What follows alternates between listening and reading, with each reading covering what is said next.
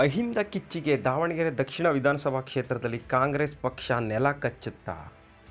ಇಂತಹ ಒಂದು ಪ್ರಶ್ನೆ ಇವತ್ತು ರಾಜ್ಯ ರಾಜಕಾರಣದಲ್ಲಿ ಕೇಳಿ ಬರ್ತಿರೋದು ಮತ್ತು ಸಾರ್ವಜನಿಕ ವಲಯದಲ್ಲಿ ಇದೇ ಮಾತು ಕೇಳಿ ಬರ್ತಾ ಇರೋದು. ಇವತ್ತು ಸಿದ್ದರಾಮಯ್ಯನವರ ನೇತೃತ್ವದ ಸರ್ಕಾರ 136 ಕ್ಷೇತ್ರದಲ್ಲಿ ಗೆದ್ದು ಅಧಿಕಾರಕ್ಕೆ ಬಂದಿದೆ ಅಂದರೆ ಅದರ ಸಿಂಹಪಾಲು ಅಹಿಂದ ಸಮುದಾಯಕ್ಕೆ ಸೇರಬೇಕು.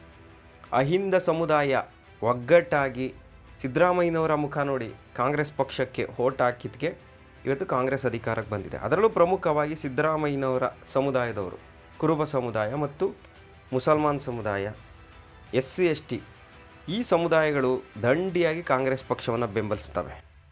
ಹೀಗಾಗಿ ಇವತ್ತು ಕಾಂಗ್ರೆಸ್ ಅಧಿಕಾರಕ್ಕೆ ಬರುತ್ತೆ. ಇನ್ನು ದಾವಣಗೆರೆ ದಕ್ಷಿಣ ವಿಧಾನಸಭಾ ಕ್ಷೇತ್ರದ ವಿಚಾರಕ್ಕೆ ಬಂದರೆ ಆ ಕ್ಷೇತ್ರದಲ್ಲಿ ಅಹಿಂದ ಪ್ರಾಬಲ್ಯವೇ ನಿರ್ಣಾಯಕ.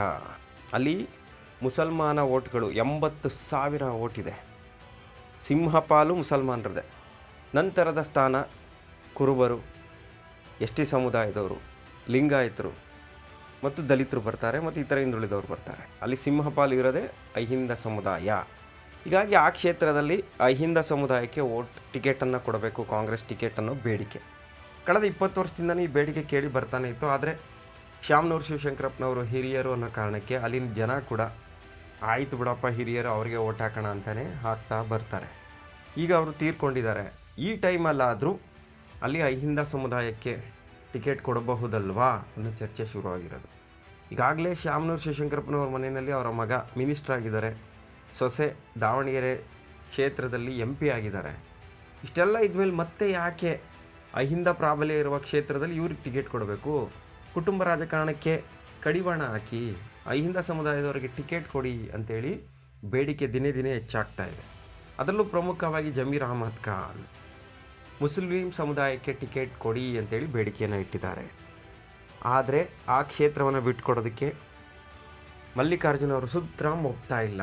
ಅಲ್ಲಿ ತಮ್ಮ ಪುತ್ರನಿಗೆ ಟಿಕೆಟ್ ಕೊಡಿಸೋದಕ್ಕೆ ತುಂಬಾ ಪ್ರಯತ್ನ ಪಡ್ತಾ ಇದ್ದಾರೆ.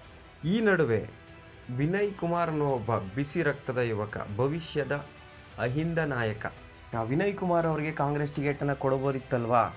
ಕಳೆದ ಲೋಕಸಭಾ ಚುನಾವಣೆಯಲ್ಲೇ ಅವರಿಗೆ ಟಿಕೆಟ್ ಕೊಡ್ತೀವಿ ಅಂತೇಳಿ ಮೋಸ ಮಾಡಿದ್ದಾರೆ. ಈಗ ಅದಕ್ಕೆ ಕಾಲ ಕೂಡಿ ಬಂದಿದೆ.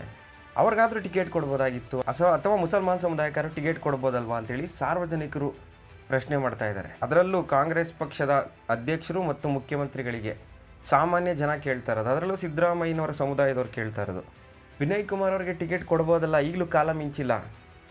ಈಗ ಅವರು ಮಾಸ್ ಲೀಡರ್ ಆಗಿ ಬೆಳೆದು ನಿಂತಿದ್ದಾರೆ. ಅವರನ್ನು ಕಳ್ಕೊಂಡ್ರೆ ಕಾಂಗ್ರೆಸ್ ಪಕ್ಷಕ್ಕೆ ನಷ್ಟ ಆಗುತ್ತಲ್ವ? ಅವ್ರಿಗಾದ್ರೂ ಕರೆದು ಟಿಕೆಟ್ ಕೊಡಿ. ಅವ್ರಿಗೆ ಕೊಡೋಕ್ಕಾಗ್ತಾ ಇಲ್ವಾ? ಮುಸಲ್ಮಾನ್ ಸಮುದಾಯക്കാರು ಕೊಡಿ. ಅಹಿಂದ ಪ್ರಾಬಲ್ಯ ಇರುವಂತಹ ಕ್ಷೇತ್ರದಲ್ಲಿ ಅಹಿಂದದವ್ರು ಟಿಕೆಟ್ ಕೊಡಿ. ಮಲ್ಲಿಕಾರ್ಜುನ ಅವರು ಬೇರೆ ಯಾವ್ದಾದ್ರು ಕ್ಷೇತ್ರದಲ್ಲಿ ನಿಂತ್ಕೋಬೋದು, ಭವಿಷ್ಯದಲ್ಲಿ ಅಲ್ಲಿ ಗೆಲ್ಲಿಸ್ಕೋಬೋದು. ದಾವಣಗೆರೆಯಲ್ಲಿ ಈ ಕ್ಷೇತ್ರನೇ ಯಾಕೆ ಬೇಕು ಅಂತಲೂ ಪ್ರಶ್ನೆ ಮಾಡ್ತಾ ಇದ್ದಾರೆ. ಇಲ್ಲಿ ವಿನಯ್ ಕುಮಾರ್ ಅನ್ನೋ ಒಬ್ಬ ವ್ಯಕ್ತಿ ಯಾವ ಮಟ್ಟಿಗೆ ದಾವಣಗೆರೆ ಪಾಲಿಟಿಕ್ಸ್ನಲ್ಲಿ ಹೆಸರು ಮಾಡ್ತಾ ಇದ್ದಾರೆ ಅಂದರೆ, ದಾವಣಗೆರೆ ರಾಜಕಾರಣ ವಿನಯ್ ಕುಮಾರ್ ಹೆಸರನ್ನು ಬಿಟ್ಟು ಇರೋದಕ್ಕೆ ಸಾಧ್ಯವೇ ಇಲ್ಲ ಅನ್ನೋಷ್ಟರ ಮಟ್ಟಿಗೆ ಅವರು ಇವತ್ತು ಚರ್ಚೆನಲ್ಲಿದ್ದಾರೆ.